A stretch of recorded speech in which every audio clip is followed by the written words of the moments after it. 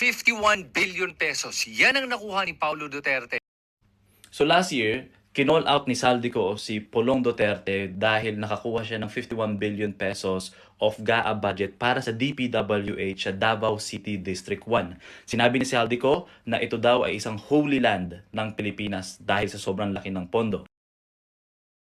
Ang tanong ngayon, sa 2025, saan ang holy land sa Pilipinas? Dahil walang subtotal ang Leyte District 1, ang ginawa ko, hinanap ko yung coverage ng areang ito katulad ng Tacloban at iba pang mga lugar dyan sa Leyte District 1. Pagtapos na ito, dinownload ko yung DPWH GAA budget for 2025 at sinerch ko yung key term na Tacloban City kung saan ito yung pinakamalaking lugar sa Leyte District 1. Makikita natin dyan yung mga engineering office, mga bypass na ginagawa na 350 million, 400 million, merong mga flood control projects, merong mga multi-purpose project. Ito ay lahat nagkakahalaga sa Tacloban City ng 6 billion pesos.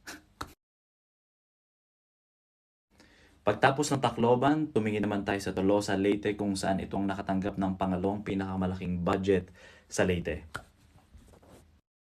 Tinignan ko rin ang project sa Alang-Alang, Leyte. Again, parte ito ng Leyte District 1 kung saan si Martin Romualdez ang district representative nila. Makikita nyo dyan, laki ng mga projects, nasa 200 million, 150 million, 100. So, ang total ng lahat niyan ay 16 billion pesos just for 2025.